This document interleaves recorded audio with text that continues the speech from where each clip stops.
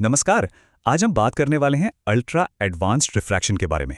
मतलब 6x6 vision से भी कहीं आगे की दुनिया। चलिए देखते हैं कि ये कैसे विजुअल एक्यूरेसी को पूरी तरह से बदल रहा है। अच्छा, एक बहुत ही आम सी लेकिन परेशान करने वाली बात। मरीज की नज़र एकदम परफेक्ट है, 6x6, लेकिन फिर भी उसे सिरदर्द है, रात में गाड़ी चलाते वक्त लाइटें फैली हुई दिखती हैं और कंप्यूटर पर काम करके आंखें थक जाती हैं। सवाल ये है कि ऐसा होता क्यों है? और बस यहीं से असली कहानी शुरू होती है। हमें लगता है कि 6x6 का स्कोर मिल गया मतलब काम खत्म। पर असल में ये तो मंजिल है ही नहीं, ये तो मरीज की बेहतर देखभाल के सफर की बस एक शुरुआत है। इसी को कहते हैं परफेक्ट विजन पैराडॉक्स, है ना अजीब? विजन परफेक्ट है पर आराम नहीं। इसकी वजह यह है कि जो हमारे स्टैंडर्ड आई टेस्ट होते हैं ना, वो अक्सर ऊपर ऊपर से चीज़ों को देखते हैं, मरीज की परेशानी की असली जड़ तक पहुंच ही नहीं पाते। तो फिर इसका हल क्या है? इसका जवाब है एक अल्ट्रा एडवांस्ड टूलकिट। सोचिए, इसमें ऐसे ऐसे 9 प्रोटोकॉल्स हैं जो खास तौर पर इन मुश्किल विजुअल प्रॉब्लम्स को जड़ से पकड़ने और सुलझाने के लिए ही बनाए गए हैं। तो ये है वो एडवांस्ड रिफ्रैक्शन टूलकिट। इसमें वेव फ्रंट एब्रोमेट्री, डायनामिक रेटिनोस्कोपी, यहाँ तक कि एआई बेस्ड टूल्स भी हैं। ये 9 तकनीकें ये हमें एक नॉर्मल आई चेकअप से बहुत बहुत आगे ले जाती हैं। चलिए इनमें से कुछ खास टेक्निक्स को जरा और गहराई से समझते हैं। तो सबसे पहले है वेव फ्रंट एब्रोमेट्री। अब ये क्या चीज़ है? इसे आप ऐसे समझिए जैसे ये आँख का एक बहुत ही डिटेल्ड 3D मैप बना रहा हो, एक डिजिटल फिंगरप्रिंट की तरह। ये सिर्फ स्फेरिकल और सिलिंड्रिकल पावर नहीं बताता, नहीं, ये उन छोटी छोटी बारीक गड़बड़ियों जिन्हें हायर ऑर्डर एबेरेशंस कहते हैं, उनको भी पकड़ता है। यही वो गड़बड़ियां हैं जो रात में विजन की दिक्कतों की असली वजह होती हैं। फिर आता है डायनामिक रेटिनोस्कोपी।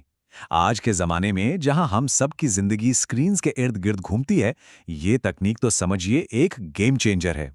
इससे हम ये देख पाते हैं कि नज़दीक की चीज़ों पर फोकस करते वक्त, जैसे कि मोबाइल या लैपटॉप पर, आंख की मांसपेशियां असल में काम कैसे कर रही हैं, कहीं वो थक तो नहीं रही या उनमें कोई तनाव तो नहीं है। ठीक है, थ्योरी तो बहुत हो गई। अब देखते हैं कि असल दुनिया में, क्लिनिक में ये टूल्स काम कैसे करते हैं।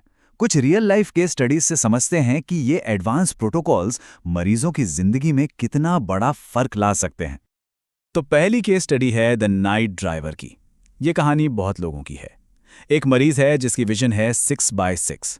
दिन में सब कुछ क्रिस्टल क्लियर, लेकिन जैसे ही शाम होती है, रात में ड्राइविंग करना एक बुरे सपने जैसा बन जाता है। सामने से आती गाड़ियों की लाइटें फैल जाती हैं, चकाचौंध होती है। तो ऐसे में हमारा स्टैंडर्ड तरीका क्यों फेल हो जाता है?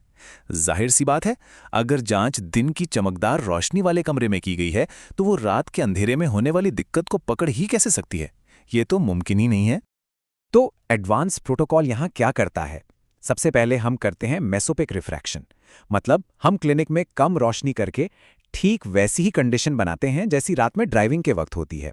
और फिर हम कॉन्ट्रास्ट सेंसिटिविटी चेक करते हैं। इससे हम पावर को इतना फाइन ट्यून कर पाते हैं कि मरीज को कम रोशनी में भी एकदम शार्प विजन मिले। अब आते हैं हमारी दूसरी केस स्टडी पर, और ये तो शायद हम में से बहुत लोगों की कहानी है।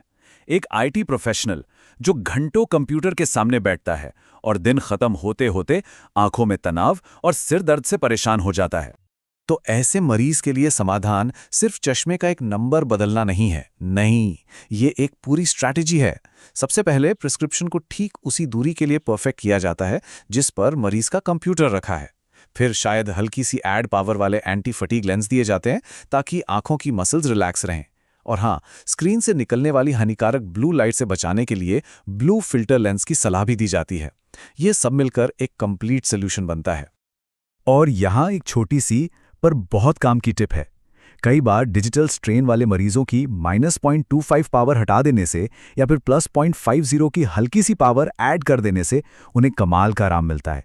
ये अक्सर बहुत मददगार होता है। हमारी तीसरी केस स्टडी एक बच्चे की है, और यहाँ मामला थोड़ा और गंभीर हो जाता है। बच्चे की रीडिंग बार बार बदल रही है और लेटेंट हाइपरोपिया का शक है। बच्चों के केस में, जैसा कि हम जानते हैं, सटीकता सबसे ज्यादा जरूरी है। देखिए, होता क्या है कि बच्चों की आंखों की फोकस करने की जो मांसपेशियां होती हैं, वो बहुत ताकतवर होती हैं। इतनी कि वो नॉर्मल जांच को आसानी से धोखा दे सकती हैं, जिससे गलत नंबर आ सकता है। इसीलिए एडवांस्ड तरीका यानी साइक्लोप्लेजिक रिफ्रैक्शन यहां बहुत जरूरी है। इसमें हम ड्रॉप्स डालकर उन मांसपेशियों को कुछ देर के लिए पूरी तरह रिलैक्स कर देते हैं, और तब जो रीडिंग आती है वो आंख का बिल्कुल सच्चा और सटीक रिफ्रैक्टिव एरर होता है। और ये एक और गोल्डन रूल है जिसे कभी नहीं भूलना चाहिए।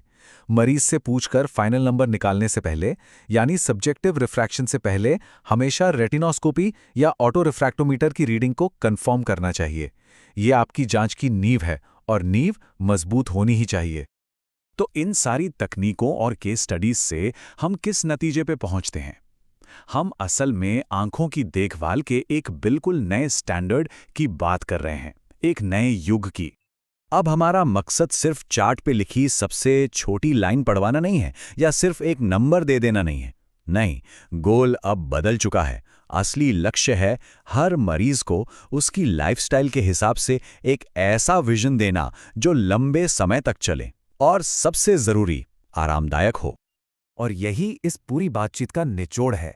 इन एडवांस्ड प्रोटोकॉल्स की मदद से हम न सिर्फ सटीक नंबर निकाल पाते हैं, बल्कि हम मरीज को एक लॉन्ग टर्म विजुअल कंफर्ट, एक सुकून दे सकते हैं। तो जाते जाते एक सवाल छोड़कर जा रहा हूं। जिस तरह हमारी दुनिया बदल रही है, हमारी विजुअल डिमांड्स बदल रही हैं, क्या हमारा स्टैंडर्ड आई एग्जाम सच में आज के मरीज की ज़रूरतों के लिए काफ़ी है? इस पर सोचना मुझे लगता है हम सब के लिए बहुत ज़रूरी है।